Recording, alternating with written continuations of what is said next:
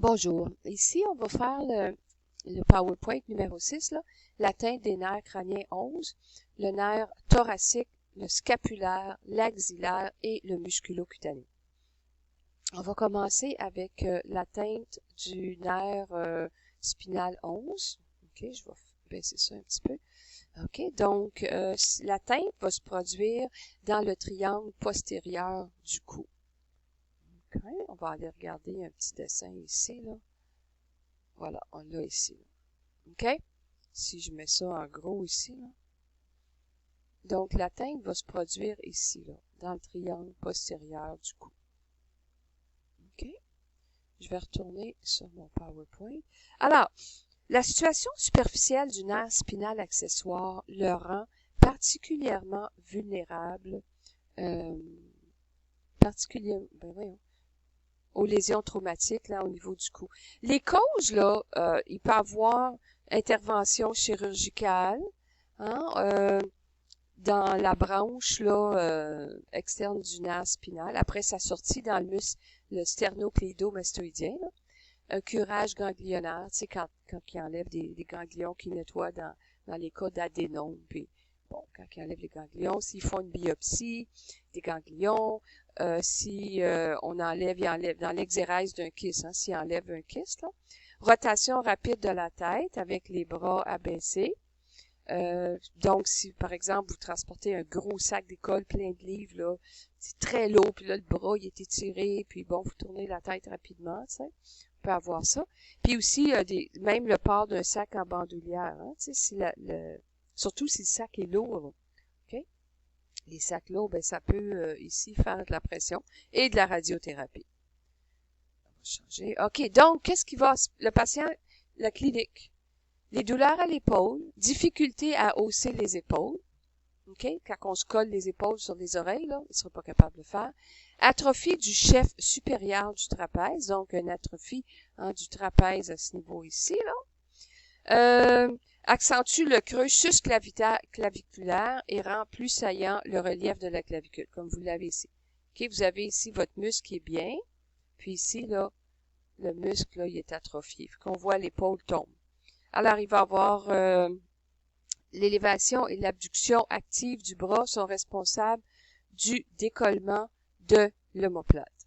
OK? Fait que l'omoplate va décoller. Il va avoir une impotence fonctionnelle, rendant difficile, même impossible, l'élévation antérieure et latérale des bras. L'élévation antérieure, fait qu'imaginez la patiente ici, là, elle lève ses deux bras en avant, puis elle les colle au mur. OK? Donc, vous vous tenez debout, là, vous m'écoutez, vous vous tenez debout, puis vous levez, vous mettez vos deux bras en avant, là, ben le bras où ce que le nerf va être affecté, là, disons c'est votre bras droit, là, on va faire comme la femme, on va faire comme la femme qui est là, OK? Ben le bras droit, vous auriez de la difficulté à l'élever en avant, OK?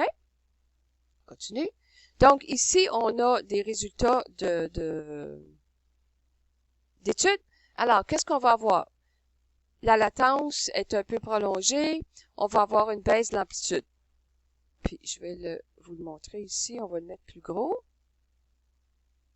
OK. Donc, ils ont fait l'étude ici, là.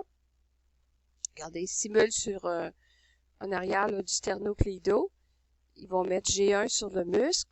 Et puis, ici, je crois que c'est la mise à la terre.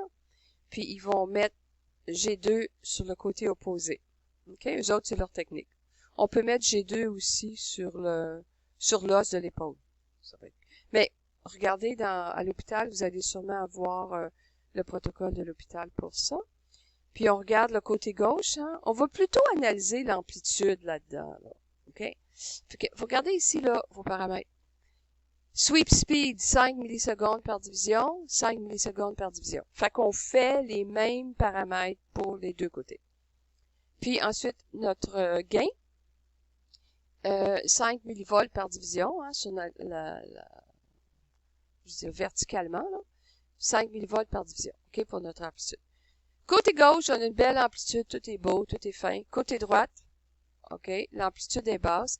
Puis notre signal ici, là, il est un petit peu comme polymorphe, hein, un petit peu édenté, là. La photo, on le voit un petit peu ici. Fait qu'il y a un petit peu, quand même, la myéline est affectée un petit peu. Et puis, on a une perte axonale évidente, hein. Les fibres, le nombre de fibres, c'est les axones. Puis, on le voit ici, dans l'EMG. Donc, ça, c'est l'étude avec l'aiguille. On va en voir, je vais vous faire un ou deux cours là-dessus, là, éventuellement, là. Mais pas pour l'instant, parce que je veux pas trop vous embrouiller. Mais ici, c'est avec une aiguille. OK? Une électrode aiguille. Fait qu'il a rentré l'électrode aiguille dans le muscle. Donc, ça serait ici. OK? Ça s'appelle un recruitment pattern. Donc, en rentrant l'aiguille, il va demander au patient de lever les épaules pour activer les muscles. En activant les muscles, il active les fibres musculaires. Donc, les fibres musculaires à gauche, on voit, là, il y en a beaucoup. Hein? L'amplitude est belle. À droite, il n'y en a pas beaucoup. La forme ici, c'est, comment on dit ça? Polymorphe. OK? Puis on voit qu'il n'y en a pas beaucoup. Donc, en réalité, dans une étude normale, ce qu'on voit ici, là, ça devrait être plein, là. OK? Plein, plein, plein. Ça devrait faire comme une grosse ligne bien large. Ici, on voit, là, il y en a, c'est diminué. OK? Puis quand on fait le test, on l'entend, là, ça va sonner diminué. OK? Parce que ça a des sons, ces affaires-là. OK? Donc, j'ai ça ici. Donc, on voit côté gauche, côté droite, il y a une grosse différence d'amplitude. OK? Au point de vue de la latence, bon, eux parlent ici, ils disent qu'il peut y avoir une augmentation de la latence, là. C'est parce qu'on n'a pas les mesures. Un petit peu, mais moi, je ne vois pas une grosse augmentation de latence ici, là. OK? Mais dans leurs études, eux autres, il y en avait une. Puis, on va retourner sur notre photo, là. Fait qu'on voit ici, hein, vraiment, là, l'épaule est affaissée, parce que le muscle, il retient plus le joint de l'épaule à la bonne place, là. Hein, le trapèze ici, il fonctionne plus, fait qu'il retient plus ça, puis l'omoplate décolle. OK? Continue. Ensuite, on peut avoir une atteinte du nerf 11 au niveau du tronc spinal. Donc, il y aurait des douleurs à l'épaule, faiblesse, amyotrophie, hein, le muscle, là, myo, muscle, trophie, c'est petit, hein, atrophie, atrophie du muscle. Ensuite, anomalie à l'EMG, qui va toucher le sternocléido-mastoïdien et le trapèze. Les causes, paralysie isolée idiopathique, processus d'atteinte des nerfs crâniens. Ensuite, on a ici l'atteinte du grand dentelé. Donc, c'est en anglais, là, les gars qui font des poids, ils vont appeler ça les latissimus dorsi. OK? Donc, ici, vous avez le protocole. OK? Le nerf, là, il est en rouge, il passe là-dedans, là. Le muscle, on le voit ici. OK? Il est attaché aux côtes. On le fait pas souvent, celui-là. Vous n'avez pas à le retenir, mais on va quand même le regarder. Alors, on voit ici les nerfs, là, qui passent en arrière de la clavicule. Okay, ici. Ensuite, ils descendent sur le muscle, votre latissimus dorsi. On met G1 sur le muscle. G2 sur le sternum, là. OK, on va passer à l'autre diapositive. OK, donc, quand on a une atteinte du grand dentelé, là, OK, douleur à l'épaule, faiblesse de l'abduction de l'épaule vers l'élévation. OK, là, donc l'épaule est faible. Hein? Décollement de l'omoplate par faiblesse du muscle dentelé antérieur. Donc, on voit ici le décollement de l'omoplate. OK. Puis, on a ici, dans le cas de A, on a une lésion du nerf thoracique long droit. Le déficit du muscle grand dentelé entraîne une bascule de l'omoplate vers le haut et en abduction. Et puis, en B, différence de bascule de l'omoplate lors d'une lésion du nerf spinal accessoire et lors d'une lésion du nerf thoracique long. Donc, en gros, là, s'il y a une atteinte du grand dentelé, s'il y a une atteinte du spinal accessoire, vous allez avoir l'omoplate, il y a un décollement de l'omoplate. puis dans le cas du accessoire, ben on va avoir là, le trapèze là, qui va être atrophié. Mais vous, votre travail, là, c'est pas de diagnostiquer tout ça. Votre travail, c'est de faire la conduction nerveuse. Okay? Fait que je vous demanderai pas des questions là, de médecins compliqués. Là. Mais ces nerfs-là, juste vous rappeler, tu sais, comme ça, quand vous allez être en clinique, que ça va affecter l'omoplate. Il va y avoir un décollement de l'omoplate parce que surtout là, avec le spinal accessoire, là, le grand dentelé aussi, tu sais, si vous passez les nerfs qui descendent ici, ensuite ça descend ici dans les muscles, mais ça c'est tous des muscles qui vont tenir l'omoplate en place. OK? Après ça, donc l'électrophysiologie, si vous êtes capable de faire une conduction nerveuse, hein, on compare le bon côté, le côté asymptomatique avec le côté symptomatique. OK? Augmentation de la latence, puis il va y avoir toujours une baisse des amplitudes parce que les axones sont affectés. Ensuite, vous allez avoir des anomalies en EMG. Les causes, mouvement d'étirement d'épaule, OK? Encore comme l'autre, le port d'un sac. Soulèvement de poids. Puis traumatisme, le coup sur le grill costal, là, sur les côtes. C'est bon? Atteinte du scapulaire. Bon, là, ici. OK? Donc, celui-là, on va juste le regarder, là, à titre informatif. Alors, c'est une branche du plexus brachial. Les racines, c'est 5, c'est 6. Il passe autour de l'omoplate, du scapula, par un premier tunnel, puis par un second. Bon, il va passer ici, là, autour de l'omoplate. Il participe à la sensibilité du moignon de l'épaule. Il innerve deux muscles importants de la coiffe du rotateur. Bon, tout ce qu'on a ici autour de l'épaule. Là. Le supra-épineux et l'infra-épineux. Donc, on les appelle en anglais le supraspinatus et infraspinatus.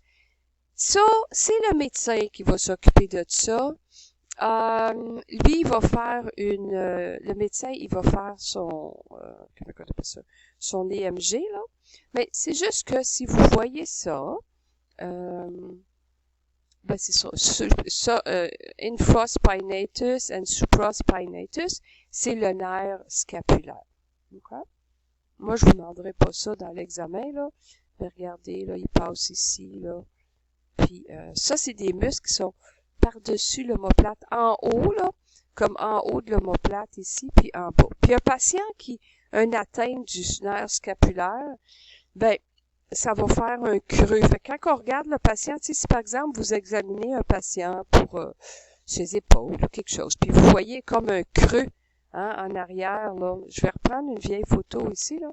Mais il y aurait comme un creux dans des régions comme ça, là. OK, le supraspinatus et infraspinatus. Au lieu d'avoir ça serait creux ici. OK? C'est juste à titre informatif. Donc, les atteintes en clinique, sur l'épaule dominante, présentent une douleur profonde postérieure associée à une faiblesse puis une atrophie, hein, des supraspinatus puis infraspinatus. Des fois, c'est les deux. Électrophysiologie, ben, il va avoir des diminutions d'amplitude sur le côté affecté, puis la latence va être plus lente. Et puis, pour les causes, ben, c'est des sports souvent, soulèvement de poids, fracture de l'omoplate, hein, et puis enclavement du nerf lors des mouvements en avant de la ceinture scapulaire. Soulèvement de poids, sport, fracture à l'omoplate. Okay?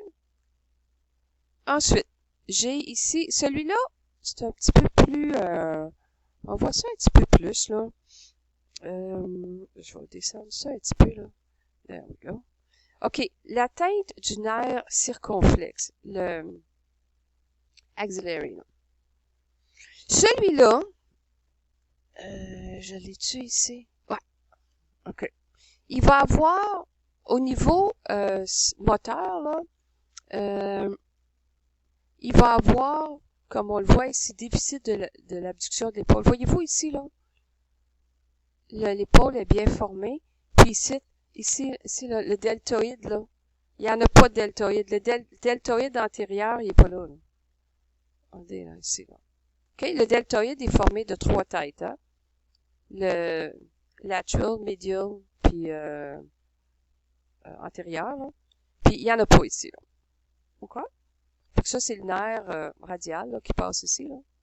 Puis que ça vient dans le bas, là, puis que ça vient innerver le deltoïde ici.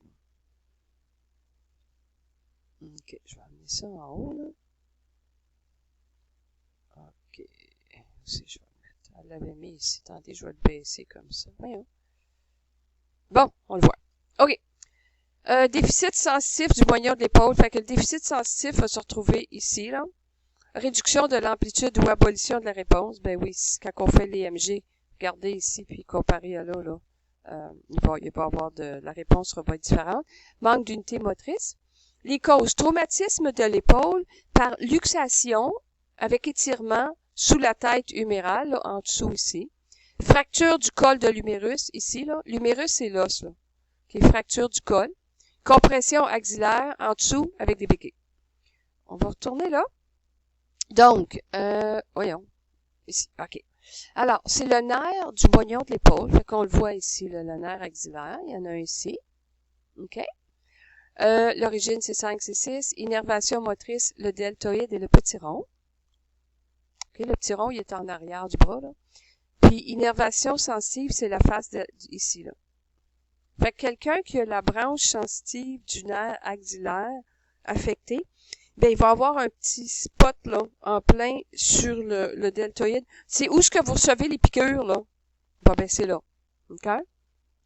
Fait que ce petit spot-là, là, il va devenir engourdi si vous avez une lésion de ce nerf-là. Comment est-ce qu'on le vérifie? Ben, c'est quand même assez simple, hein? L'électrode active G1 se place sur le deltoïde. OK? Fait que vous avez G1 ici. G2, on l'a placé où ce que le deltoïde s'attache à l'os. OK? Fait que le deltoïde, là, il part de là, là. Il fait tout ça ici. Le ground, on l'a mis ici sur l'os d'épaule, là. OK?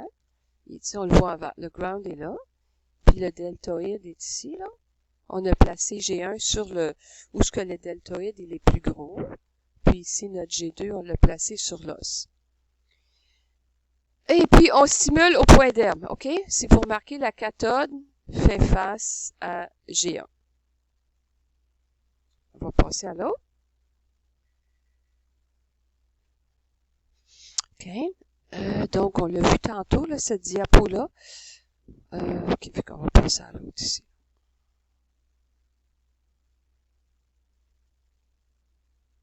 Je vais remonter ça ici. C'est bon. Bon. Ensuite, le musculo-cutané. OK. Le musculo-cutané. Après sa naissance au bord latéral de l'artère axillaire, il descend en bas et en dehors, performe le muscle coraco-brachial pour se retrouver dans la région brachiale antérieure. Bon, il est ici, là. Il descend. OK, on a ici tous les muscles, là. Attendez une minute. Ça, vous devez avoir des... On va le mettre un peu plus haut comme ça, là. OK, le nerf musculo-cutané, il est ici. Il passe là dans les muscles, là. Le coraco-brachial, il passe là-dedans, dans tous les muscles. Bon, puis il s'en vient ici. Si vous regardez sur le bras, là, il vient innerver en position anatomique, OK? Couché sur le dos, OK, en position anatomique. Donc, il vient innerver ici la partie latérale de l'avant-bras. Il est facile à vérifier, ce nerf-là. Vous avez le protocole dans vos notes de cours, là, le manuel de conduction nerveuse. Vous avez le protocole. OK, fait qu'on voit ici, il vient innerver ici. OK. On l'a ici avec un schéma. Donc, branche terminale du faisceau latéral, C5, C6. OK. Innervation motrice, le muscle du biceps. OK. Donc, moteur, là, c'est le biceps. Brachial, puis le coraco-brachial. Nous, on va le vérifier, sa branche motrice, on va vérifier sur le biceps. Ensuite, terminaison en 2 branches, branche antérieure et postérieure. C'est un nerf mixte. Donc, un nerf mixte, donc il y a une fonction motrice et une fonction sensitive. La fonction sensitive se retrouve dans l'avant-bras, ici. OK? Quand vous êtes en position anatomique encore, sur l'avant-bras, sur la partie latérale. Donc, entre le coude et le pouce. Okay. Les fonctions motrices, flexion et supination de l'avant-bras. Donc, c'est quand on fait le biceps, là. Voilà. Sensitive, ben, c'est face latérale de l'avant-bras. Et voilà. Comment est-ce qu'on le vérifie? Pour le vérifier en moteur, oups, on va arranger ça. Le patient, il a l'air gros comme ça. Là. OK. On va stimuler au point d'herbe encore. OK, si regardez bien ici, là, j'ai un, pas j'ai un, mais ma cathode, là, le moins. On a mis ici le ground sur on appelle ça le deltoïde. J'ai un en plein sur la partie saillante du biceps, puis j'ai deux où ce que le biceps s'attache au muscle. Alors, l'électrode active, j'ai un se place sur le biceps, j'ai deux la référence. D'accord? C'est simple à faire. Ça, c'est pour le moteur. OK? Donc, deux atteintes. On peut avoir la branche sensitive. La branche sensitive, celui-là, on fait ça quand même assez souvent. C'est le nerf cutané latéral de l'avant-bras. OK? Je vais vous l'écrire ici, là. On va le voir écrit sous latéral cutaneous